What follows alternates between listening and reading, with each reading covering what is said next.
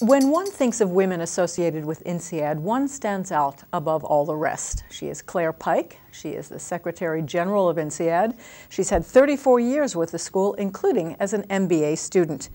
And Claire joins me now on INSEAD Knowledge on the eve of her retirement. We'll be very sorry to see you go, Claire. Why now? Why retire now? Oh, that's very easy. INSEAD, like all the schools, is permanently young, sort of 28, 30. And there's a point where you perceive that you're being looked at as, and you are probably becoming a real dinosaur. It's time to go. So it's time to go for me, and I think the time is good. It is good because the school is in good shape. It's in good hands. A new dean, the DPAC, and then the chairman of the board, Dr. Hummer, then solid faculty and solid staff. So I'm sure everything will go very well, and I'm delighted to go now. You have a lot to look back on. When you were, for example, a student here, you were very much in the minority. I mean, now I guess the women compose about a little less than a third of the class, but then it was much less. How was that? Oh, it was even worse than that. The school in 68, 69 was very young. It was 10 years after the creation. I think it had 10 faculty members compared to the 140 we have now. It had just moved into the facilities of the Fontainebleau campus. It had, now I've done my homework on that one, 1,400 alumni, among them 2 women. And my own class, starting in September 68, there was 192 participants. And how many were women of 192? 4. 4 out of 192. And INSEAD had been very reluctant to take on women, very reluctant, and frankly didn't know what to do with us. So in its great wisdom, INSEAD put 1 woman per section, 4 working sections, 1 per section.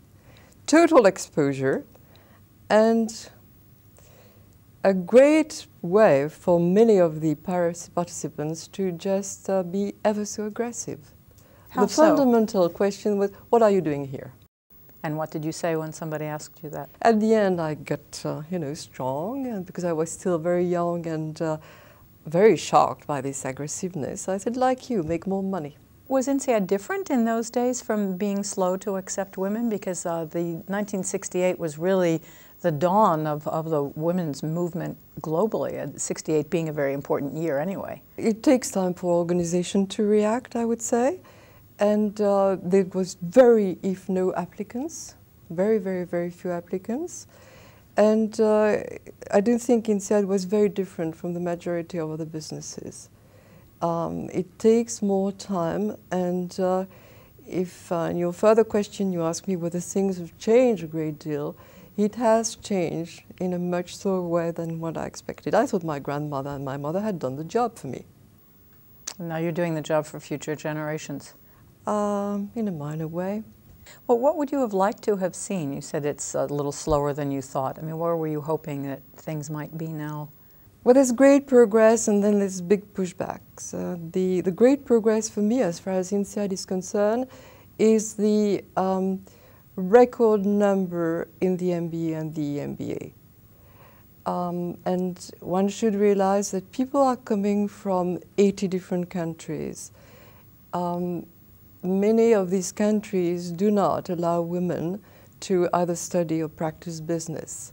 So when we say what the MBA says, there's 33, or anyway, between 33 and 35% women in the program, I feel good. I feel a real progress has been achieved.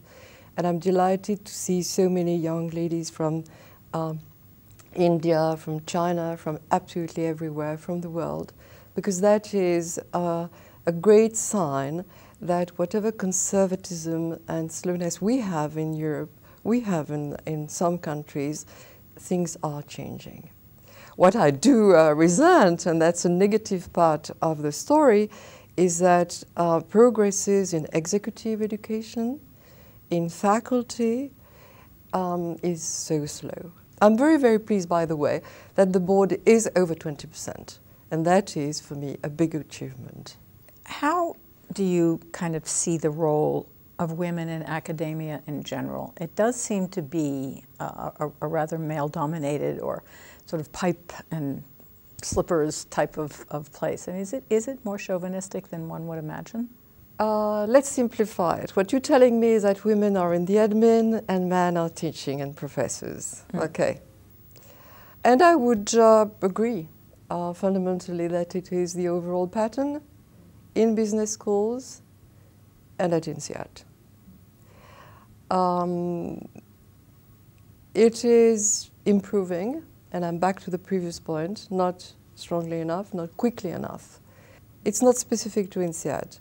You see that in an opera house, for instance, where singers and musicians against back office. In a hospital, it's a story about doctors versus nurses.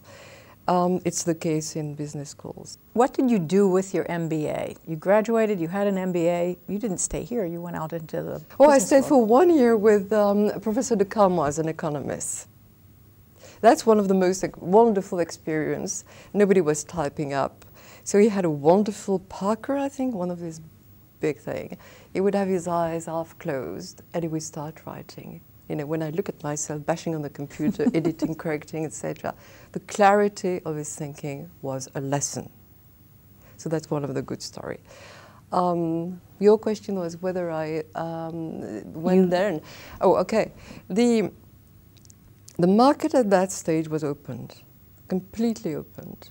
And the reason is that many large European companies were getting international and therefore coming to INSEAD to recruit.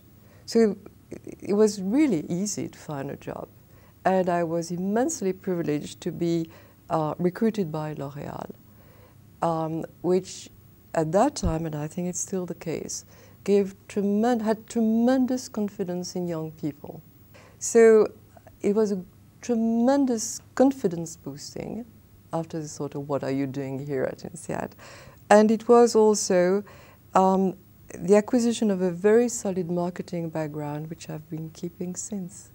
So at LOreal, you were in marketing? Yep. Ah, and then you left LOreal? Yes. And that was to raise a family? Yes. I wanted to continue working, but in a minor way.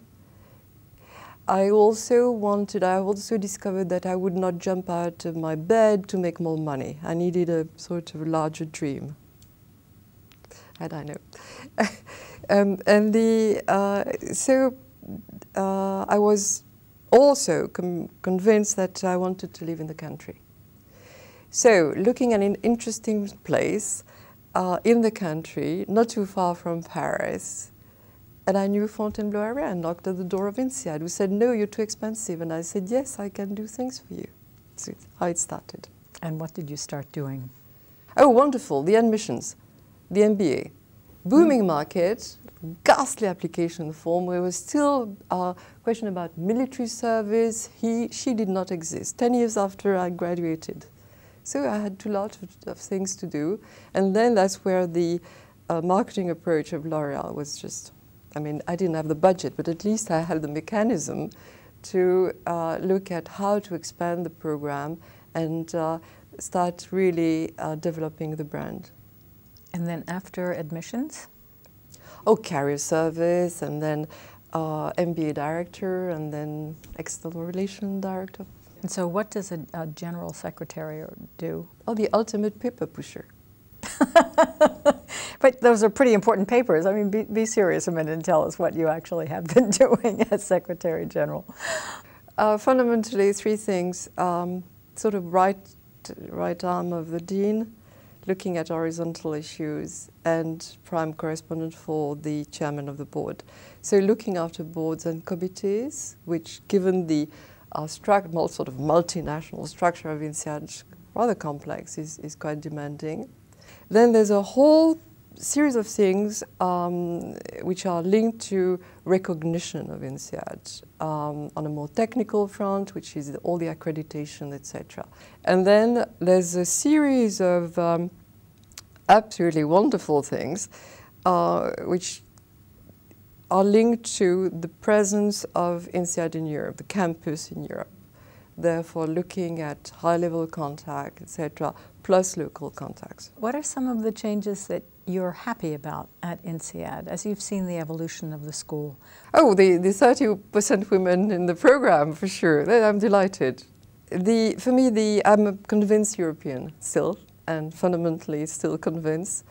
I joined INSEAD as a student because of this international and very big commitment to contribute to building Europe. I'm absolutely delighted by the international orientation of the school. This shift, which has been taken in the 80s, whereas embarking, against Fortress Europe and really going for looking at the world is for me a tremendous success. The other very big evolution, which for me is absolutely tremendous, is in fact moving from being a teaching environment, a teaching school, which was the case when I studied and for, I would say, a long time, to a more research-oriented institute, therefore producing one's own ideas.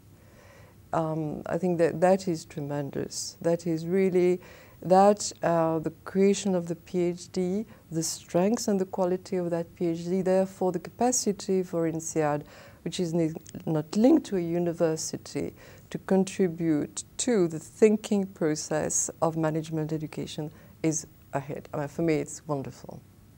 All these were possible and happened because over 50 years, the set of values which were fixed right at the beginning, being international, being diverse, etc., have been used and shared. And my hope for the future is that these values continue to be strong. There's no need to become complacent. There's no need to become Americanized and go for, sort of products, programs, and fashion, which, because we're on the market, we have to deliver. I think there's a way to keep a very distinct position and keep these values very strongly and shared among the community. And what are you going to do now that you don't have to come here every day? There's a big list of things I never did, like brushing up my German, like looking after myself, like spending more time with my family. So all that is very banal. And for the moment, I just want to do nothing, because INSEAD is a very, very, very time-consuming business, You start giving a little and woo! You start with admission, you end up Secretary General. Is there a message you'd like to leave with us? Yes, it's time to give back, both in terms of money and in terms of funding. I think this notion of generosity, of being very, very careful about bringing the new generation, bringing the women, making space for them on the marketplace, making sure that they can develop, etc., is the responsibility of people who benefited from this place. And I would like to see that worldwide. It's a good place to wish you all the best, Claire Pike. And thank you. Thank you very much for being with us on INSEAD Knowledge. Thank you.